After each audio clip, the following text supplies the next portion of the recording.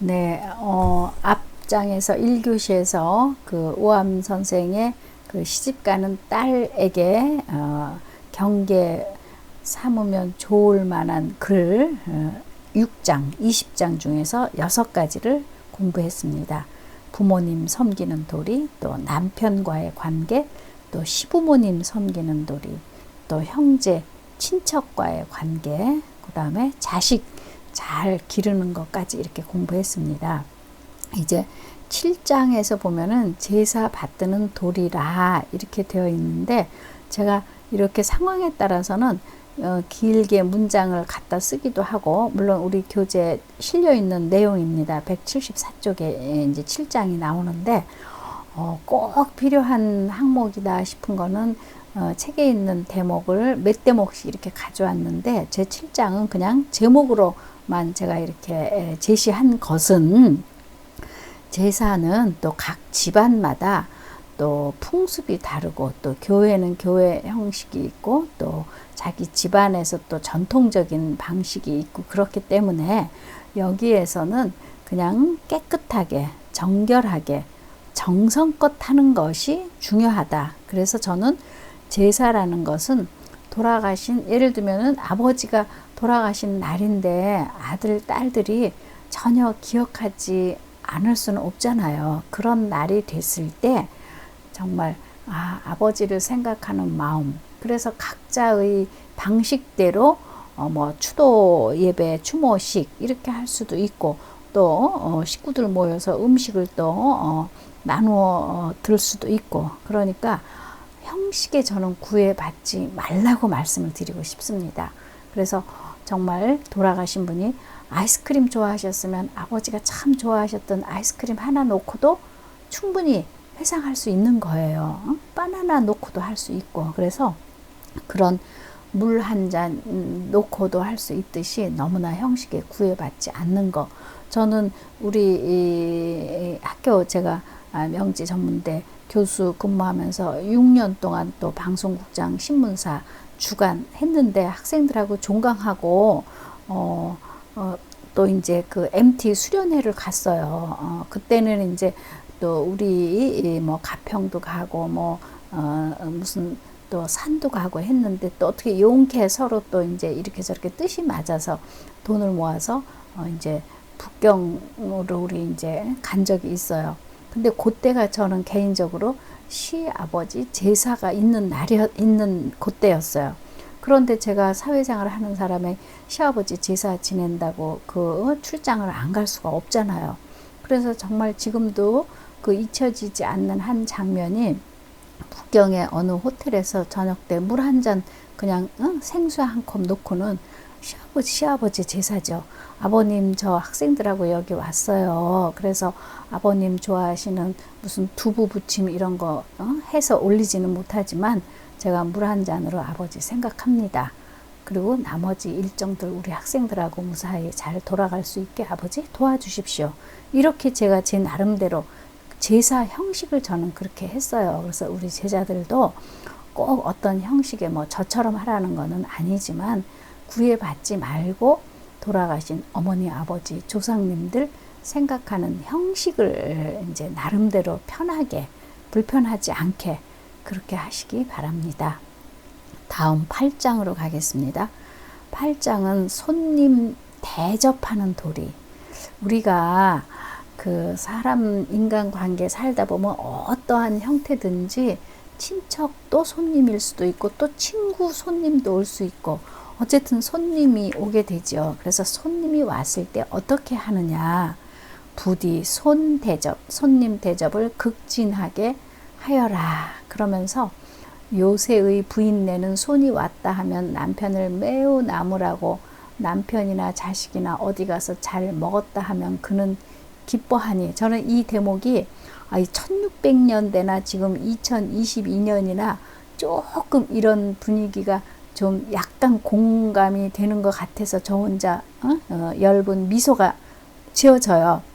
그냥 힘들어 죽겠는데 남편이 그냥 손님을 잔뜩 몰고 오면은 좀 마음이 안 편할 수 있죠. 그리고 이제 늘 삼시세끼 막 밥해야 되는 이제 엄마 주부 입장에서 밥 한 끼 어디 가서 잘 먹었다. 오늘은 밥 안 차려도 된다 하면은 좀 기뻐하게 이런 심정도 있을 수가 있죠. 어? 그러니까 이제 이런저런 생각을 해서 인심이 여기에 이제 부디 명심하며 경계하여 손님이 오면은 잘 대접하긴 하되 인심이 부귀한 손이 오면 조심하여 잘 대접하고 비천한 손이 오면 대수롭지 않게 대접하니. 저는 이 부분도 참 마음에 와 닿았어요. 인심, 사람의 마음이 일반적으로 부귀, 아주 돈도 많고 높은 무슨 뭐 귀한 사람이 왔다고 하면 막 잘 대접을 하고, 빈천한 뭐 이렇게 좀 허술한 그런 손님이 왔다고 하면 대수롭지 않게 대접하는 게 요즘 세상 사람들, 부녀자들 이렇게 내가 지켜보니까 그런 것 같은데, 이는 덕스럽지 못한 행실이다. 그렇게 하지 말거라. 그 다음이 너무 좋아요. 노소는 분간하여 대접해. 그렇죠. 연세 드신 분이 오면은 따뜻한 차, 젊은이가 오면 아이스 커피 이렇게 조금 연세 드셨나 젊은이와 이런 거 정도는 분간해서 대접을 하긴 하되, 귀천 빈부는 절대로 손님이 왔을 때 가난한 사람 손님으로 왔다고 차별 대우하고 절대로 그러지 말라는 거예요. 그래서 우리들이 마음속에 자칫 그런 마음을 가질 수가 있는데, 이런 글을 읽다 보면 다시 한번 되새김질 하게 되죠. 그래서는 안 되겠구나, 이런 마음을 갖게 되는 겁니다. 그래서 손님 대접하는 도리 8장 공부했습니다. 이제 9장으로 가겠습니다. 역시 9장은 시집가는 딸이에요. 딸에게 사회생활 많이 한 아버지가 가장 근심되고 걱정되는 항목이 뭐냐? 투기하지 말라는 도리. 투기. 샘낼 투, 꺼릴 기자입니다. 그래서 투기라는 말은 남편을 섬기는 대목이 이미 말하였다. 그러니까 앞장에 남편 섬기는 도리가 있었는데 거기에서도 극진하게 공경하라고 했고, 제가 이제 거기에 써서 드리지는 않았지만 거기서도 역시 남편과의 관계에서 투기하는 마음이 없으면 좋겠다. 사회생활을 해보니까 이 남녀 부부 사이에서 가장 마음이 쓰이고 가장 힘든 대목이 바로 이 투기다, 질투다. 그래서 이 말을 또 한 번 쓰는데, 다시 또 한 번 강조해서 아버지가 말씀을 이렇게 딸에게 하는 것은, 투기를 하면 친밀하던 부부 사이라도 서로 미워하고 속이고 낯빛이 늘 슬픈 표정이 돼서 내 몸을 버리고 집이 패하고 자손이 망하는 것이니 이 늙은 아비의 말을 명심하거라. 저는 이 대목이요, 제가 개인적으로 서울가정법원의 가사조정위원을 지금 하고 있어요. 그거는 이제 결혼할 때 정말 최고의 사랑의 정점에서 결혼했다가 이제 어쩔 수 없는 여러 가지 상황으로 인해서 이제 이혼을 하게 되는 경우가 있죠. 그럴 때 이제 여러 가지 이유가 나오는데, 그 중에 이제 남편이 다른 곳에 마음이 가 있다든지, 또 반대로 아내도 다른 데 마음이 또 가 있을 수도 있겠죠. 그런 사이 때문에 여기서 낯빛이 슬퍼하고 미워하고 속이고 막 이런 상황이 되는 것이, 이 1600년대나 지금 2022년대나 아마 인간 삶이 지속되는 한에는 이런 일들이 일어나지 않기를 바라지만 또 일어날 수도 있기 때문에, 저는 지금 2022년도에는 사람의 마음은 변할 수가 있다. 그러면 그 변한 마음이 빨리 그래도 그렇게 하면 안 되지, 그냥 이쪽에 원래 결혼을 했으니까 내 마음 정리하고 와서 살아야지, 이렇게 이제 남성이나 여성이나 그런 마음을 가질 수도 있고, 그런데 아무리 생각해도 정말 내 마음이 변해가지고 다시는 돌아갈 수 없을 것 같아, 이럴 수도 있어요. 그러면 저는 서로 속이지 말고 딱 인정하고 잘 정리하는 거, 그런 것도 저는 현대적으로는 정말 슬기롭게 지혜롭게 서로가 서로를, 제가 그래서 이렇게 부부들 만나면 누가 누구를 지금 힘들게 하고 망하게 하자고 우리 만나는 거 절대로 아닙니다. 한때 사랑했었고 또 그 사이에서 또 아기가 있을 수도 있고 없는 부부도 있고, 그렇지만 이제 서로가 어떤 각자의 또 다른 길을 모색하는 이 입장이니까 잘 생각해서 하십시다, 이렇게 말하거든요. 그러니까 여기서 그런 일이 없으면 좋겠지만 있었을 때 너무 여기서는 아버지가 조선시대니까 일방적으로 딸에게 투기하지 말라라고 했지만, 저는 이 대목은 조금은 다른 각도에서 이렇게 설명을 하고 있습니다. 우리 제자들 잘 알아들으시겠지요? 이제 잘 생각하시기 바랍니다. 늙은 아비는 이제 사회생활 하다 보니까 그런 것만 아닌 것 같더라, 그러니까 네가 참어라, 뭐 이런 그런 속마음도 있으시겠죠. 그렇지만 지금 제가 2022년도에 딸이 됐든 아들이 됐든 사위가 됐든 며느리가 됐든 어떤 현상학적인 그런 상황에서 슬기롭게 잘 지혜롭게 대처하고 헤쳐나가는 것이 좋겠다, 이렇게 말씀드립니다. 자, 10장 가겠습니다. 10번째, 말씀을 조심하는 도리라. 이것은 저는 부부 관계뿐만이 아니라 뭐 시부모님 관계, 모든 인간 관계에서 말씀 조심하는 건 정말 필요한 것 같습니다. 100가지 행실 가운데 말을 삼가는 것이 제일 가는 공부다. 응? 그러니까 말에서 꼬투리가 잡혀서 서로 마음이 상하고 또 그렇게 되니까 여기서 혀를 함부로 쓰지 말아라, 오히려 내 몸을 상하게 하니 그런 애달픈 일이 어디 있겠는가, 이런 말이 뒷문장에 이어져요. 그러니까 말 조심해서 하는 것이 제일 가는 공부니 부디부디 삼가 뉘우침이 없게 하여라. 부부 관계에서 특히 말 조심하는 것도 필요하겠다. 다음 11장 가겠습니다. 재물을 존절, 씀씀이 전략하는 거. 이거는 뭐 1600년대나 2022년도나 앞으로나 재물 너무 낭비하고 너무 그래서 여기 그 다음 문장에 보면 재물은 한계가 있으니까 아끼지 않으면 망한다, 이렇게 돼 있어요. 의복과 음식을 너무 사치하지 말아라. 그러면서 써야 할 때는 꼭 쓴다. 그러니까 얼마나 이 재산, 재물 이것에 대한 철학도 아버지가 잘 제시를 하고 있죠. 그래서 우리 제자들 잘 버는 것도 중요하지만 저는 아껴서 잘 쓰는 것이 부자 되는 길이다, 이런 생각도 듭니다. 자, 12장도 제가 한 줄만 써도 우리 제자들 너무 잘 아시겠죠? 인간이 살아가는데 일을 안 하고 살 수 없잖아요. 어떤 형태의 일을 하면서 우리는 거기서 수입을 얻고 또 앞날을 설계하고 하는 거 아니겠습니까? 그래서 여기에 일을 부지런히 하는 도리라 해서는 몸을 놀리지 말아라, 이런 설명이 들어가 있습니다. 가모, 어머니는, 아내는 특히 부지런한 것이 그 집안을 잘 보존한다, 이렇게 되어 있습니다. 그런데 꼭 아내뿐만이 아니라 남편이든 누구든 인간으로서 우리 자기 맡은 일을 부지런히 하는 것은 적합하다, 이렇게 생각합니다. 그 다음에 이제 13장에 가면 우리 삶을 살다 보면 어떻든지 정말 병이 안 날 수가 없죠. 우리 더군다나 지금 2년 반 정도 우리 이 코로나 시국에 어떤 형태든지 정말 10개 지나가든 뭐 깊게 지나가든 병이 나고 이런 거 정말 실감나게 지켜보고 있죠.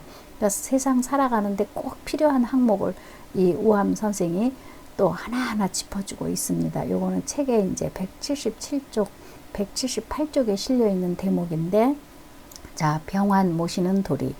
사람의 사생이 죽고 사는 것이 질병, 병에 딸려 있죠. 그러니 병환이 극히 염려스럽고 두려운 일이야. 병이 나는 거는 그때나 지금이나 정말 잘못하면 병 때문에 죽게 되니까. 그러니까 병이 났을 때는 모든 일에 지극히 정성을 다하고 일시라도 뭐 중환자실에 있든 일반 병실에 있든 한시라도 잊지 말고 잘 병이 치료될 수 있도록 그렇게 정성을 다해라. 병 구안하는 사람과, 저는 이 부분도요, 여기 표현은 병 고안하는 사람이라고 그랬지만 요즘식으로 말하면 간병인이죠. 간병인과 의원, 병 나서 돌봐주는 그 의사 선생님께도 부디 잘 대접하여라. 이거 하나도 어긋난 말이 아니죠. 그러니까 아무리 돈 받고 하는 일이라고 해도 간병인에도 잘하고 또 간호사에게도 잘하고 의사에게도 잘하는 거, 이거 너무 기본적인 것 같지만 항목 하나하나가 이 아버지가 정말 꼭 필요한 대목이라고 생각해서 이렇게 써주신 겁니다. 다음 14장 가겠습니다. 의복과 음식하는 도리. 그러니까 우리가 사는데 옷을 안 입고 살 수가 없죠. 의식주라 그러잖아요. 옷이죠. 옷을 사람이니까 짐승이 아니니까 어떤 형태든지 여름에는 시원하게, 겨울에는 따뜻하게 옷과 그 다음에 의식, 먹지 않고 사는 사람 없죠. 살 수 없죠. 정말 먹는 문제 참 중요해요. 그래서 저는 이 대목에서 부자라고 네 끼 먹고 사는 거 아니고 가난한 사람이라고 우리 한 끼 두 끼 먹으면 안 되죠. 정말 삼시세끼라 그러잖아요. 아침 점심 저녁 참 중요한 덕목이고 의식, 그 다음에 주거, 거처하는 곳, 잠자는 곳, 정말 우리 삶에 필요한 필수 요소죠. 그래서 옷은 너무 화려하게 사치하게 하지 말고 또 음식도 이제 집안마다 풍습이 다르니까 여기 책의 밑에 써 있기를 이제 특히 시댁에 뭐 맏동서에게 시모님, 시어머님께 이렇게 물어봐서 배워서 정갈하게 하는 것이 좋겠다. 아주 기름지게 사치하게 낭비적으로 하지 말고 또 그 집안의 풍습을 똑같은 밥이라도 뭐 우리 집에서의 밥의 형태 또 시집간 사람 그 시댁에서의 뭐 밥이 진밥을 좋아하는지 된밥 좋아하는지 그런 것도 살펴서 하는 것이 좋겠다. 이렇게 선생님이 우암 선생님이 딸에게 이렇게 하나하나 구구절절 쓰고 있어요. 자, 다음 15장 가겠습니다. 15장은 이제 조선시대의 표현이니까 노비라고 했지만 노비 부리는 도리라. 이제 여러분들 좀 거부감 없이 뭐 이제 나를 도와주시는 분들, 우리가 살다 보면 내가 또 다른 집에 일하러 갈 수도 있고 또 내가 또 어떤 상황이 되면은 누군가 와서 도움이라 그러잖아. 도와주는 그런 분들이 계시죠. 그럴 때 여기 표현이 조금 그렇지만 정말 도와주는 분들에게도 도리가 있고 예의가 있게 그렇게 지키는 것이 좋겠다. 정말 내가 돈 준다고 해서 우리 요즘 왜 갑질이라는 말이 한동안 정말 사회에서 볼썽사납게 그런 행위들을 우리 목격하지 않았습니까? 절대로 그렇게 해서는 안 되는 거죠. 그래서 함께 살아가는 인격체로서 역할이 다른 거니까 이런 부분에서도 철학을 가치관을 정립하는 것이 좋겠습니다. 다음에 이제 16장 가겠습니다. 16장은 우리가 살다 보면 절대로 정말 그런 일이 없어야 되겠지만 어쩔 수 없이 왜 돈을 빌려오고 또 돈을 꿔주고 꾸고 받는 그런 일도 있을 수 있죠. 그래서 대개 꾸기는 하려니와 빚을 주는 일은 부디 하지 마라. 자연히 원망이 난다. 내가 누군가에게 정말 꾸어 왔으면 내가 양심적으로 갚는 거는 내가 하잖아요. 틀림없이 갚아야 되는 거죠. 그런데 빚을 누군가에게 줬는데 상대방도 나처럼 얼른 갚아야지 하는 마음을 갖고 빨리 갚아주면 좋은데 갚을 만한 형편이 됐는데도 안 갚아주면은 결국은 거기서 원망스럽고 서로가 탓을 하게 되잖아요. 그러니까 빚을 주는 거는 하지 말아라. 아버지가 생활을 해보니까 세상사가 그렇더라는 거죠. 그래서 어쩔 수 없이 남한테 가서 돈을 꼬왔으면 잘 해결됐으니까 빨리 잘 갚으라. 즉시 갚으라. 신용이 있어야 된다. 믿음이 있어야 된다. 그리고 어지간하면은 꾸지 말고 견디고 그 다음에 또 어지간하면은 빚 주는 일은 안 하는 것이 좋겠다라고 아버지가 이제 사회생활 해보신 또 연세로 그렇게 하는 것이 현명하겠다라고 말씀을 써주신 거죠. 그 다음에 이제 또 돈을 빌려오고 꿔주는 일도 있지만 또 물건을 팔고 사는 일, 매매하는 일도 있을 수 있겠죠. 그래서 저는 이런 대목을 생각하면 정말 좌판에 콩나물 2,000원어치 살 때 그냥 깎으려고 그러고 더 가져오려고 하는 거 멈칫멈칫하게 돼요. 그래서 제값 주고 사라고 여기에 이렇게 돼 있어요. 그리고 어느 집안이 망해가지고 뭐 어떤 집안에 좋은 걸 내놨을 때 얼마나 가슴이 아프겠어요. 그러니까 그거 막 깎아서 헐값에 살려고 하지 말으라고 여기 책에 179쪽에 실려 있어요. 182페이지까지 해당되는 부분인데, 그러니까 너무 내가 나 혼자만 이롭게 잘 살려고 남의 거 너무 그냥 그러니까 내 이익만 추구하려고 하지 말아라는 거죠. 너무 깎아서 사지 말아라. 그러니까 제값 주고 사고 제값 주고 파는 거 이런 것이 낫지 않겠는가. 매매할 때도 제 값대로 주고 사라. 너무 내 자신의 이익만 그냥 헐값에 사들이려고 그러지 말아라 하는 것까지도 이제 마음 다스리는 것을 말씀해 주신 거지요. 다음에 이제 18장 가겠습니다. 그러니까 지금 한 장 한 장이 다 우리 생활에 필요한 거를 짚어주고 말씀을 해주시는 거죠. 상상할 수 없을 정도로. 18장 비손이라는 거는 제가 그냥 한 줄만 아까 제사처럼 쓴 이유는 그거는 다 각자의 비손은 뭐 두 손을 이렇게 비비면서 신에게 어떤 뭐 병이 났으니까 낫게 해주소서, 뭐 소원을 이루게 해주소서 하는 행위인데, 그것도 역시 너무 지나치면, 그러니까 여기서는 그렇게 빌고 비는 그런 것도 너무 지나치면 안 좋으니까 좀 삼가하라 그런 뜻입니다. 그렇지만 여기서 우리가 정말 간절하고 힘들고 어려울 때는 뭐 종교적인 형태든 뭐 무속적인 거든 어떤 형태든지 그럴 수는 있지 않겠습니까? 그래서 이제 이것도 좀 절제 경계하는 것이 좋겠다. 이렇게 하나 쓴 다음에 이제 19장과 20장은 다 이제 확실하게 나누지는 않았지만 종료론이라는 거는 아주 기묘하다, 요긴한 거 이렇게 생각해봐라. 춥다고 해서 나만큼 못 입는 사람을 생각하면 이 정도는 괜찮다 생각하고, 또 배고파도 나보다 못 먹는 사람을 생각하면 이 정도 내가 그래도 삼시세끼 먹고 살 수 있는 것도 정말 다행한 일이다.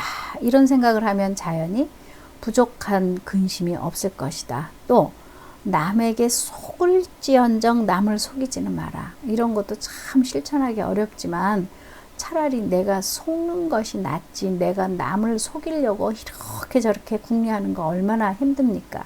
그렇게 하지 말아라. 말을 많이 하면 부질없는 말이 자연히 나오게 되니 부디 말을 적게 하여라. 아까 말 조심하는 것이 좋겠다 있었죠. 그러니까 이제 다 하시고 나서 종요로운 건 또 중요하다고 싶은 것을 또 19장, 20장에 적은 거예요. 그 다음에 우리 또 술을 먹게 되죠. 술이라 하는 것은 사람을 미혹은 어두울 미자, 흐릴 미자예요. 어둡고 흐리게 하니까 술이 너무 알코올이 많이 들어가면 사람의 마음이 어두워지고 흐리게 되니까 부디 경계하여라. 적당히. 그러니까 내가 얘기했죠. 술을 갖고 놀아야 술이 나한테 의미가 있지, 술이 나를 지배하게 되면 추하다. 그거 학기 초에 제가 말씀드렸어요. 참고 덕을 닦아서 뉘우치고 부끄러움이 없게 하는 것이 좋겠다.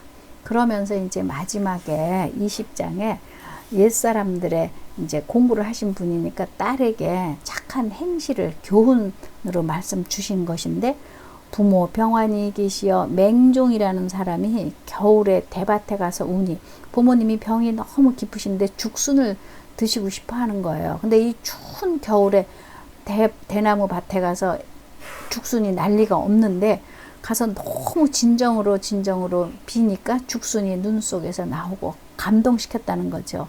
또 왕상이라는 사람은 물가에 가서 울었더니 얼음이 터지며 잉어가 나왔다. 그러니까 이렇게 효심을 강조하면서 부디 뼈에 새기고 마음에 적시어 이 책을 한 달에 두세 번씩 보아 잊지 말아라. 시가에 시집을 가서 대소사에 큰일 작은 일 있을 때 내가 허물이 있어갖고 잘못 가르쳤다는 부모의 시비 없이 하는 것이 큰 효가 되니 이것을 머리에 심두에 두어 매사를 이대로 하면 내가 비록 내 곁을 떠나 스라에 있어 이 책이 내 말을 직접 듣는 것 같을 것이다. 그러니까 아버지가 써주는 이 계녀서를 부디 명심해서 읽고 뼈에 새기고 경계, 훈계 삼을 것이니라. 이렇게 1장부터 20장까지 써주셨습니다. 그래서 여러분들은 오암선생 계녀서 그 20항목 중에서 가장 공감되는 항목 2가지, 그 다음에 또 여기 20개 외에 한 가지 더 덧붙이고 싶다면 어떤 것이 있는지 잘 생각하셔서 6월 2일까지 이 클래스에 올려주시기 바랍니다. 일주일 동안 또 건강하게 잘 지내십시오.